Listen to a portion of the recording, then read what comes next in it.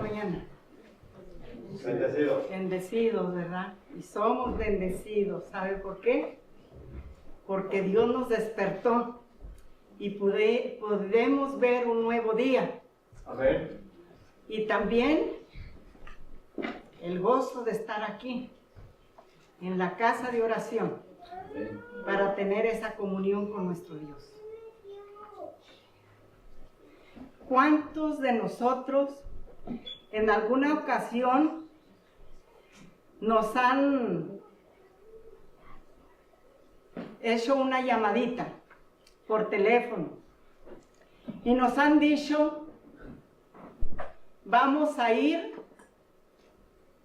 a visitarte o a visitarlos? Yo creo que varios de nosotros hemos recibido una llamadita que nos dicen,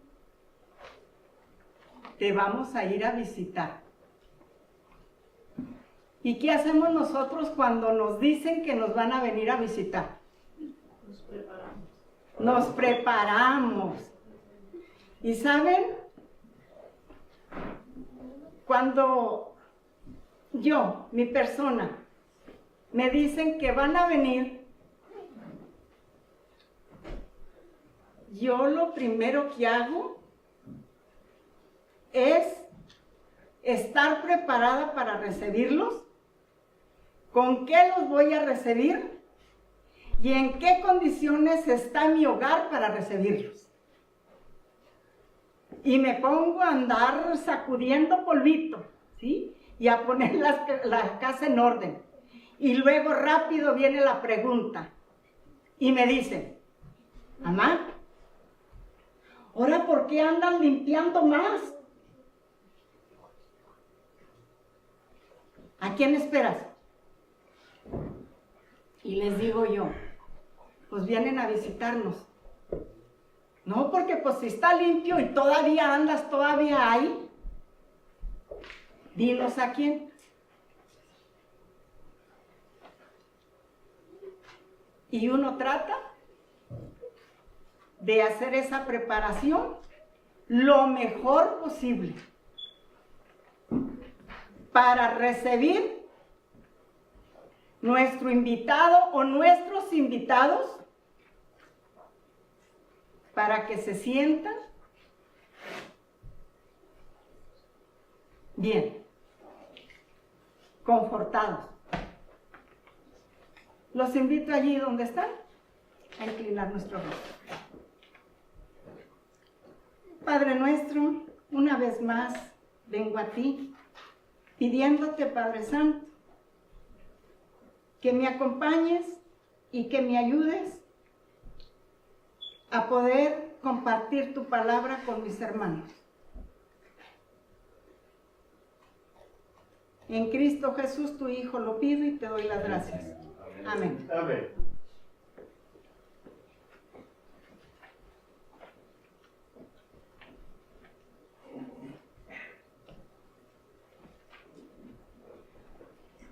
Vamos a hablar hoy, el tema dice, juntos y unánimes. En Hechos 1:4, Jesús, después de haber resucitado, se queda con sus discípulos, ¿cuántos días? ¿Recuerdas? 40 días. Y les dice algo.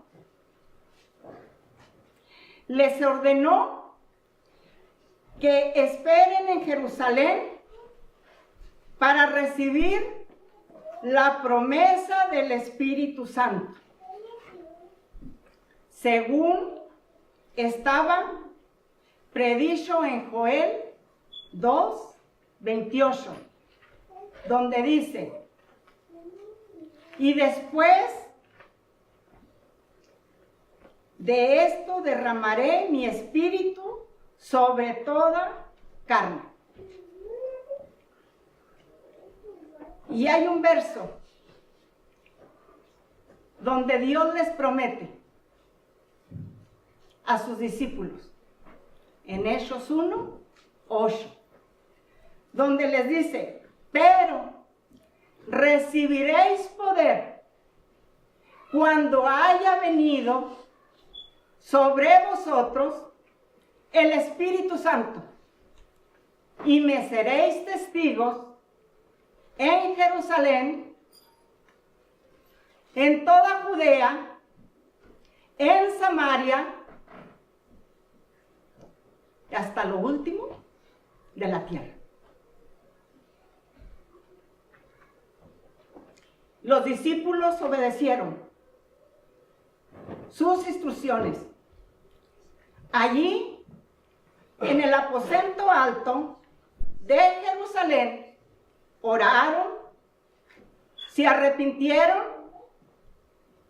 de sus pecados, confesaron sus faltas, su falta de fe, se humillaron de corazón.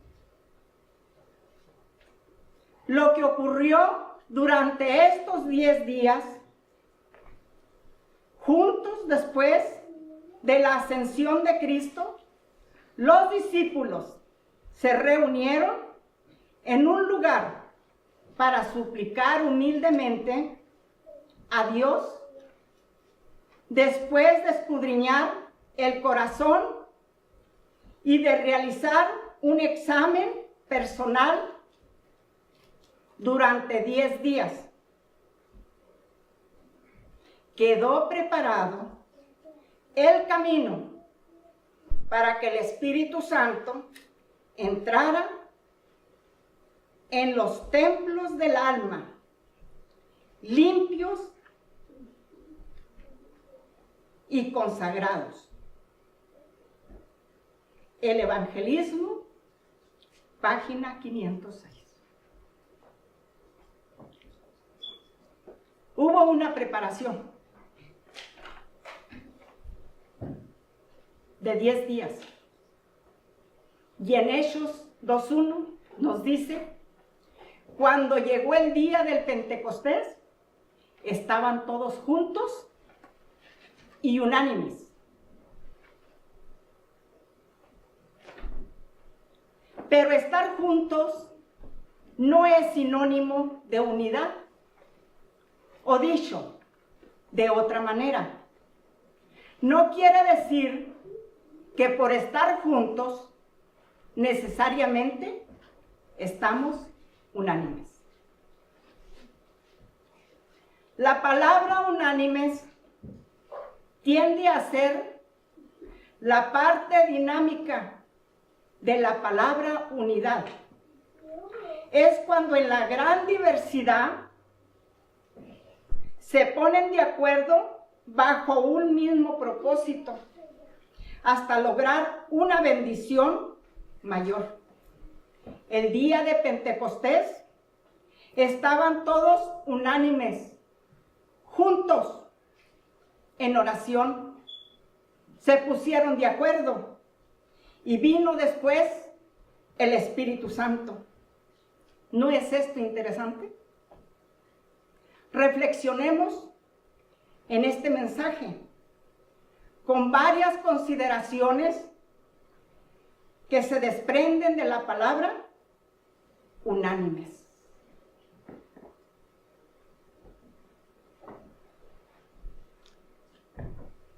Dice que después de que oraron, vino el Espíritu Santo. Los invistió a todos los que estaban allí reunidos. Y les dio Dios don de lenguas. No lenguas extrañas. Yo lo diría de esta manera. Les dio idiomas para poder comunicar su evangelio a la gente.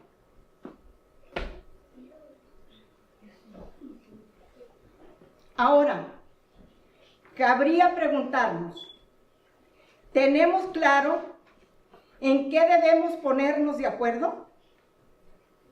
¿Sabemos qué queremos o a dónde queremos ir?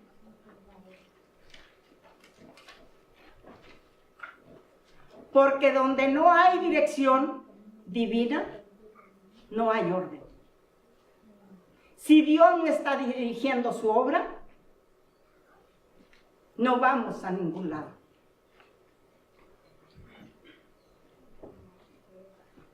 El cristianismo implica cambio, lo que llamamos conversión. Un verdadero cristiano es un converso, una persona que con la ayuda de Dios ha cambiado su manera de pensar y de actuar para vivir conforme a lo que enseñó Jesús.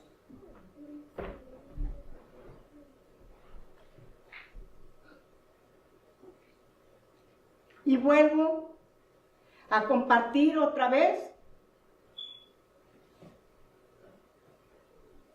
en el capítulo 1 de los Hechos, el 8. Pero recibiréis poder cuando haya venido sobre vosotros el Espíritu Santo. Y me seréis testigos en Jerusalén, en toda Judea, en Samaria y hasta lo último de la tierra. Y esto sucedió tal como él predijo.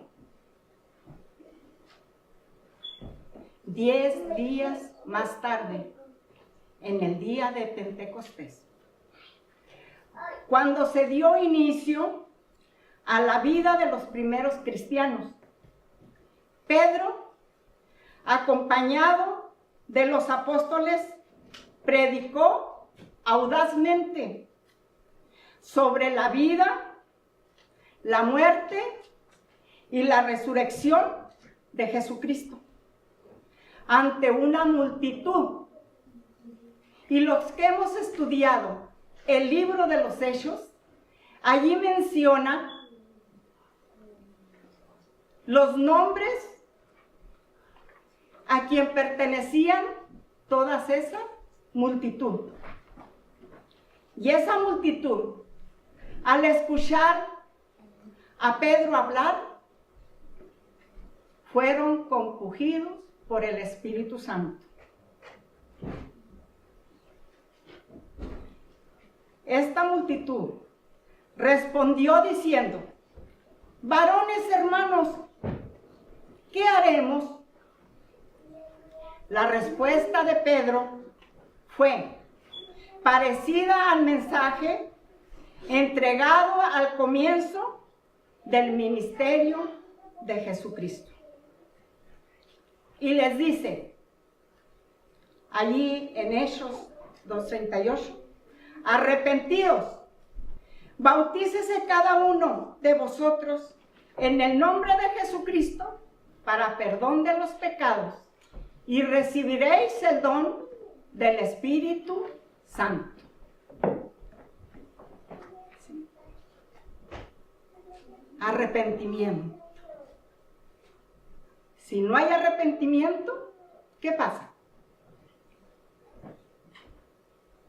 Estamos caminando solos. El Espíritu Santo no va con nosotros. Los invito a abrir sus Biblias en Hechos 2, del 43 al 47. ¿Alguien desea participar y dar lectura a estos versos? Al ver las muchas maravillas y señales que los apóstoles hacían, todos se llenaban de temor, y todos los que habían creído se mantenían unidos y lo compartían todo. Vendían sus propiedades y posesiones, y todo lo compartían entre todos, según las necesidades de cada uno. Todos los días se reunían en el templo y partían el pan en las casas, y comían juntos con alegría y sencillez de corazón, mientras alababan a Dios y brindaban ayuda a todo el pueblo. Cada día el Señor añadía a la iglesia a los que habían de ser salvos. Amén. ¿Podemos nosotros sacar una enseñanza de esta lectura presentada? ¿Qué enseñanzas podríamos sacar como pueblo de Dios? Número 1, temor a Jehová. Temor no se refiere a miedo, sino a reverenciarlo. Número 2, maravillas y señales que el Espíritu Santo les dio para que hiciesen. 3, los que habían creído estaban juntos. 4, tenían en común todas las cosas. Todas, no dice unas cosas, todas. 5, repartían a cada uno según su necesidad.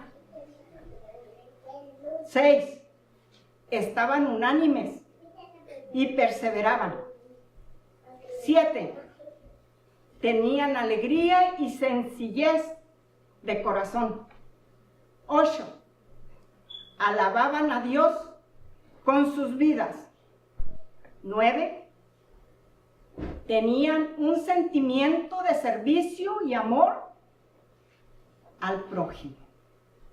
10, Dios añadía nuevas almas cada día a su iglesia.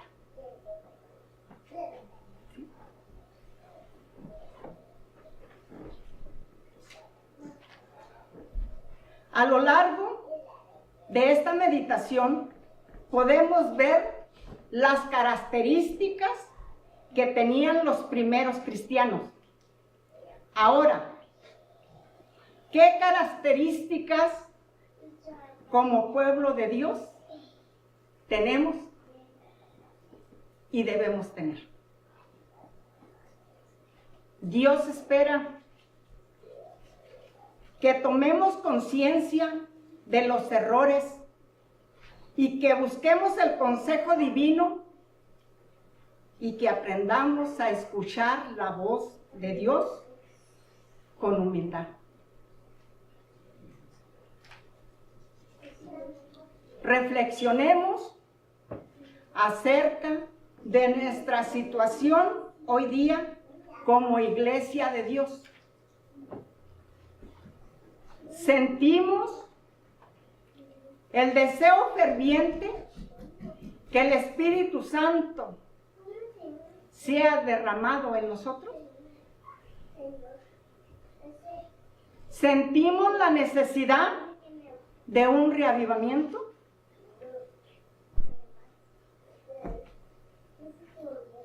Nuevamente, los invito a ir a nuestra Biblia, en Hechos 4, del 31 al 33.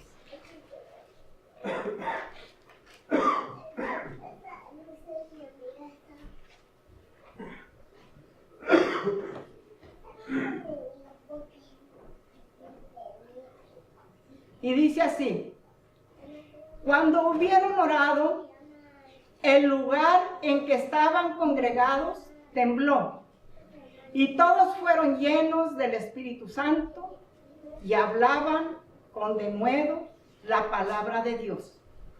Y la multitud de los que habían creído era de un corazón y un alma, y ninguno decía ser suyo propio nada de lo que poseía, sino que tenían todas las cosas en común.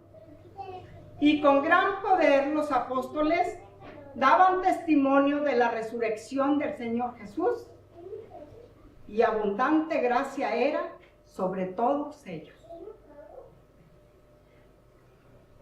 Aquí, en este pasaje bíblico, encontramos una iglesia reavivada. Sabemos también que nuestro deber es ir y predicar el Evangelio a todo el mundo. Mas notemos la diferencia que nos separa de los primeros cristianos. Diferencia que sale a simple vista. ¿Será que tenemos nosotros todo en común? ¿Será que alabamos a Dios con nuestro testimonio diario? ¿O solo el día de sábado? ¿Tenemos compasión de los necesitados? ¿Estamos verdaderamente unánimes y perseverando en la fe?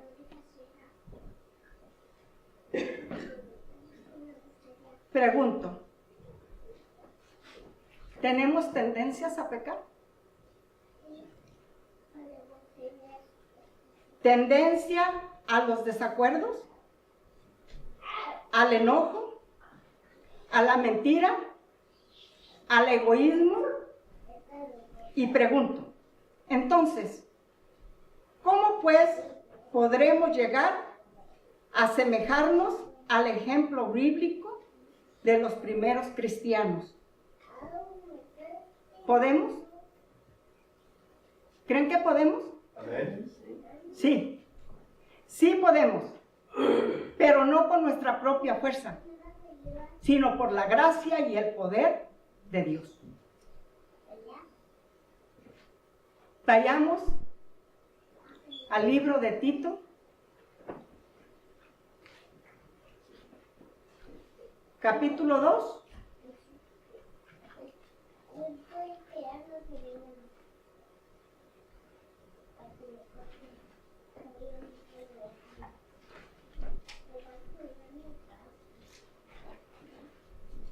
Del 11 al 14.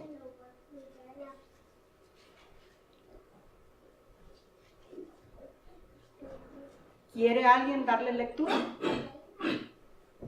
Porque la gracia de Dios se ha manifestado para la salvación de todos los hombres, y nos enseña que debemos renunciar a la impiedad y a los deseos mundanos y vivir en esta época de manera sobria, justa y piadosa, mientras aguardamos la bendita esperanza y la gloriosa manifestación de nuestro gran Dios y Salvador Jesucristo, quien se dio a sí mismo por nosotros para redimirnos de toda iniquidad y purificar para sí un pueblo propio, celoso de buenas obras.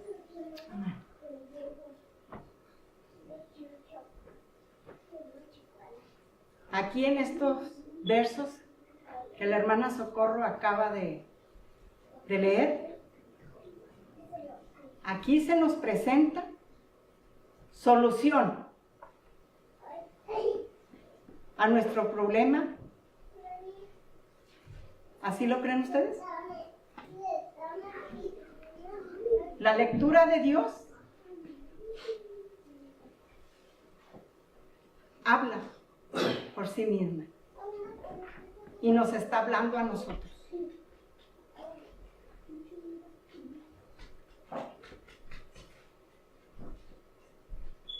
¿Lo creen ustedes?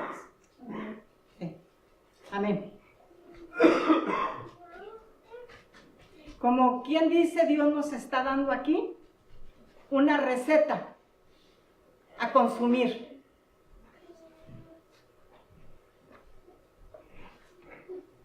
Y cuando entendemos el amor de Dios, cómo nos ama, aceptamos nuestros errores, aceptamos que no somos tan perfectos como creíamos. Y es cuando venimos a Él y le pedimos que nos transforme y que tomemos la decisión de entregarle nuestra voluntad para que su voluntad sea una realidad en nuestras vidas. Tenemos evidencia de los discípulos de Jesús. Una vez que decidieron entregar su voluntad al Señor, Él se manifestó con poder, obrando maravillas y señales y juntando a los que habían creído, poniendo en ellos el sentimiento de unidad y compañerismo, quitando de ellos el egoísmo y la avaricia y poniendo en sus corazones amor hacia su prójimo, manteniéndolos unánimes y perseverando en la fe, dándoles alegría y sencillez de corazón, manifestando en ellos los frutos del Espíritu Santo, para que diesen testimonio, mis hermanos, de la bondad de Dios con sus propias vidas. Nuevamente, vayamos al final del verso 47 del capítulo 2 de los Hechos, donde dice: y el Señor añadía cada día a la iglesia los que habían de ser salvos. Pregunto en esta hora, ¿quién es el que añade a la iglesia? ¿Quién es el que nos llama? ¿Quién nos convence de pecado? ¿Quién es el que transforma nuestros corazones? Es Dios. Quien pone en nosotros así el querer como el hacer por su voluntad. Es Dios quien nos busca y nos trae de vuelta al redil. En la parábola de la oveja perdida, Cristo enseña que la salvación no se debe a nuestra búsqueda de Dios, sino a su búsqueda de nosotros. No nos arrepentimos para que Dios nos ame, sino que Él nos revela su amor para que nos arrepientamos. Muchas de las veces escuchamos, yo lo he escuchado, cuando dicen: cuando yo busqué al Señor, cuando yo encontré al Señor. ¿Y será que los que estamos aquí somos los que hemos encontrado al Señor? No. Cuando Adán y Eva pecaron, ¿sabían que habían violado la ley de Dios? Sabían que habían desobedecido. Y fueron y se escondieron.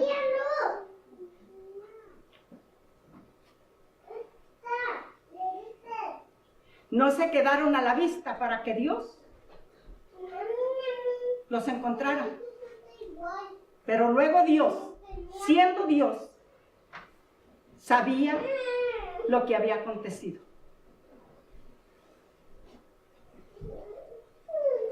Y los buscó y los llamó y les dijo dónde estaban. ¿Sabía Dios dónde estaban? Sí, pero Él quería que ellos respondieran.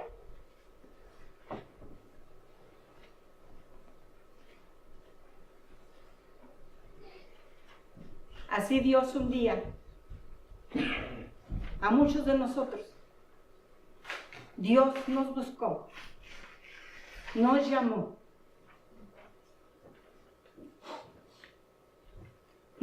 nos tomó en sus brazos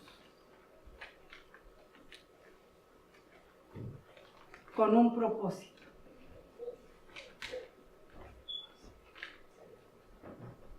De conducirnos a la ciudad celestial. Amén. Porque dice la palabra de Dios, habrá más gozo en el cielo por un pecador que se arrepiente que por 99 justos que no necesitan de arrepentimiento. Vosotros, los fariseos, dijo Cristo, os consideráis como los favoritos del cielo. Pensáis que estáis seguros en vuestra propia justicia. Saber, por lo tanto, que si no necesitas arrepentimiento, mi misión no es para vosotros.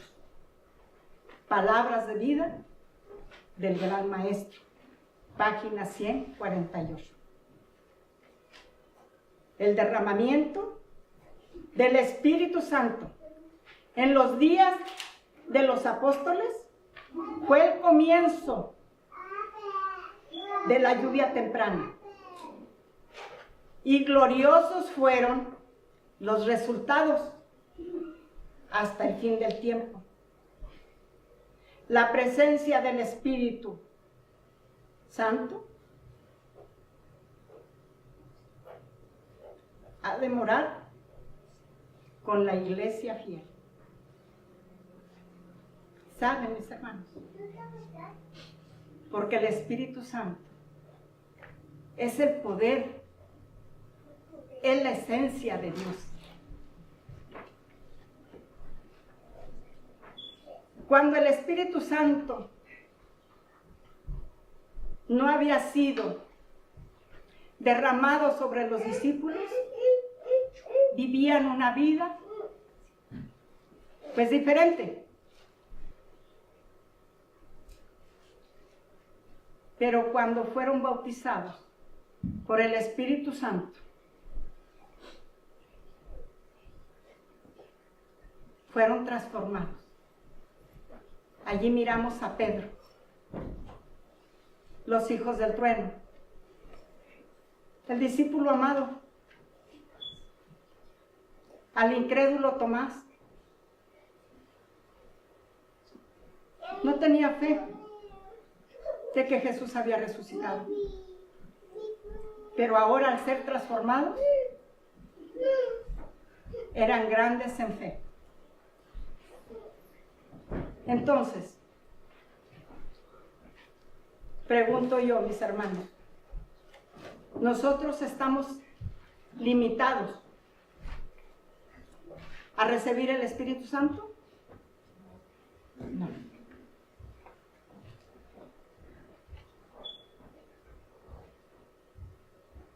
No. Entonces, ¿qué debemos de hacer? Orar.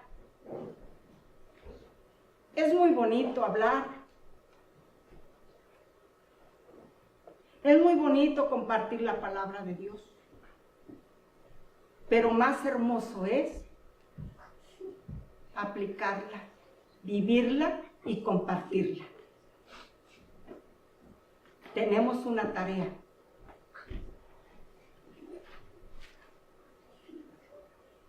Una misión que cumplir. Una misión que Cristo nos dejó.